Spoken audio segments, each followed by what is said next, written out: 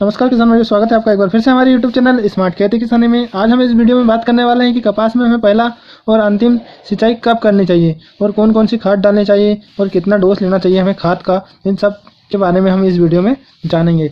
तो किसान भाइयों, यदि अभी तक आपने मेरा चैनल सब्सक्राइब नहीं किया हो तो प्लीज़ सब्सक्राइब कर लें और बेल आइकन दबाएँ ताकि आने वाला वीडियो का नोटिफिकेशन आपको मिलता रहेगा।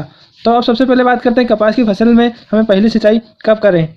तो किसान भाइयों, आप सब जानते होंगे कि जब कपास की फसल का समय होता है लगने का, तब पूरे भारतवर्ष में प्री मानसून की शुरुआत हो जाती है, यानी कि अभी के टाइम पर। तो किसान भाइयों, कोई से क्षेत्र में बारिश अधिक होती है, कोई से क्षेत्र में कम होती है या कहीं कहीं बारिश कम होती है और मानसून का समय पास में आ जाता है। तो इस समय पे हमें देखना चाहिए कि हमारी फसल में कितनी नमी है और किसान भाइयों पौधों में की क्या कंडीशन है। अभी के समय में हमारे पौधे स्वस्थ है, हमारे पौधे ग्रोथ कर पा रहे हैं या हमारे पौधों में ग्रोथ रुकी हुई है, और या फिर वर्षा कितनी हुई है या फिर नहीं हुई है, या फिर आपने अपने खेत में नोजल से पानी या ट्यूबवेल से अपने खेत में पानी की सिंचाई की है। तो किसान भाइयों, इन सब बातों को ध्यान में रखते हुए आपको देखना होगा कि आपके खेत में पहली सिंचाई कब करना है। तो कुछ किसान भाई कंफ्यूज हो रहे हैं कि हमें पहली सिंचाई कब करें और कितने समय के बाद करें हमारी कपास की फसल में हम सिंचाई। तो इसी के लिए मैंने वीडियो बनाई है, तो इसके बारे में हम जान लेते हैं इस वीडियो में। और इस वीडियो को अंत तक देखना जरूरी है किसान भाइयों, तभी आपको समझ में आएगा।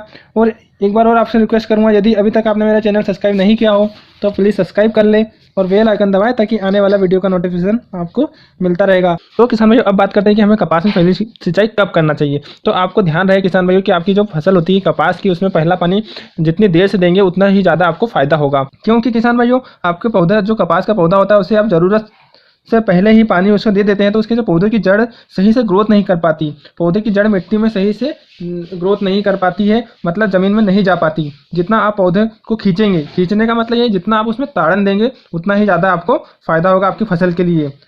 और पौधे की जड़ जमीन में नहीं जाएगी तो आपकी फसल पर विपरीत प्रभाव पड़ता है और इससे आपका उत्पादन में भी प्रभाव पड़ेगा, क्योंकि पौधे का विकास रुक जाएगा, क्योंकि पौधे की जड़ पूर्ण रूप से विकसित नहीं हो पाएगी किसान भाइयों। इसलिए आप उसे समय से पहले पानी ना दें तो पौधा अपना विकास पूर्ण नहीं कर पाएगा, क्योंकि पौधे का मुख्य होता है उसकी जड़, और वही कमज़ोर रहेगी तो आपका पौधा जो है बहुत कमज़ोर रहेगा, उससे सही से ग्रोथ नहीं कर पाएगा। तो किसान भाइयों, ध्यान रहे कि पौधों के अंदर ज़रूरत ना हो, मतलब जब तक पौधों की ग्रोथ रुक ना जाए तब तक आप पानी फसल में पहली सिंचाई ना करें। तो किसान भाइयों, अब बात करते हैं कि हमारी कपास की फसल में हमें पहला पानी कब देना चाहिए और कौन सी खाद डालना चाहिए। तो खाद की बात करें तो हमें यूरिया खाद डालना चाहिए हमारी फसल में जो कपास की होती है उसमें। अब पानी की बात की जाए तो जो हमारा पानी होता है उसे आप जब पहली क्यारी में पानी लगाते हो, यदि आप क्यारी से पानी देते हो तो जब आप पहली क्यारी में पानी लगाते हो, लगाने के बाद जैसे ही पहली क्यारी का पानी हो जाएगा तो आप दूसरी क्यारी में पानी लगाओगे, तो जो पहली क्यारी में जो पानी रहता है वो हल्का सा सूख जाए और अधिक नमी रहे, तब आपको उसमें खाद डालना है।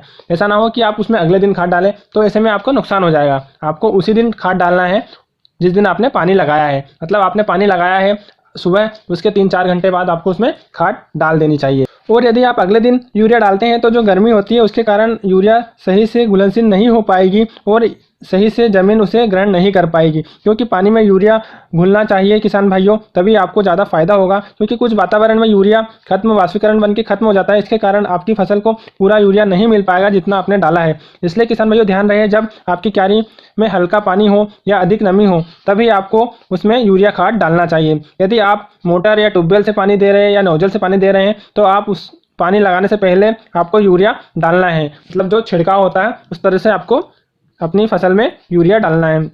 और उसके बाद जैसे आप नोजल से या मोटर से पानी दे रहे हैं तो उसके बाद में आपको सिंचाई करना है। तो किसान भाई, इस प्रकार से आप कपास में यूरिया डाल सकते हैं। तो ये तो हो गया है कि हमें यूरिया कैसे डालना है। अब बात करते हैं कि यूरिया का हमें कितनी मात्रा में इसे डालना है हमारी फसल पे। तो किसान भाइयों, प्रति एकड़ के हिसाब से आपको 15 से 20 किलोग्राम यूरिया आप इस समय पर दे सकते हैं। और ध्यान रहे, अधिक गर्मी हो तो यूरिया अधिक ना डालें, ये डोज सही है अभी के समय में। क्योंकि किसान भाइयों, समय के हिसाब से हमें डोज डालना है, क्योंकि अभी पौधे भी हमारे छोटे हैं, तो ये वाला जो डोज मैंने बताया है वो काम कर जाएगा। और किसान भाइयों ध्यान रहे, जब आपकी कपास की फसल में फूल पाती आने लगे हों और टिंडे बढ़ना चालू हो जाए तो आपको समय पर आप सिंचाई करें, अवसर करें।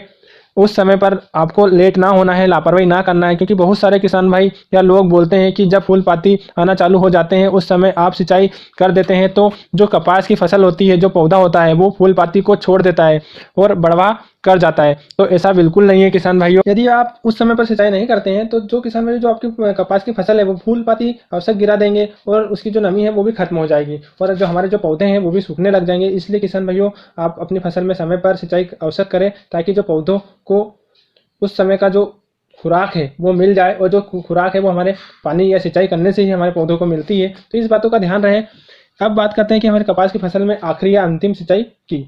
तो किसान भाइयों कपास की फसल में अंतिम सिंचाई करते समय आपको ये ध्यान रखना है कि जब आपके कपास के जो टिंडे 1/3 यानी कि तीसरे हिस्से से लेकर आधे टिंडे आपकी फसल के गिर जाए तो उस समय पर आपको अंतिम या आखिरी सिंचाई करना चाहिए। इसके बाद आपको आपकी कपास की फसल में पानी लगाने की आवश्यकता नहीं है।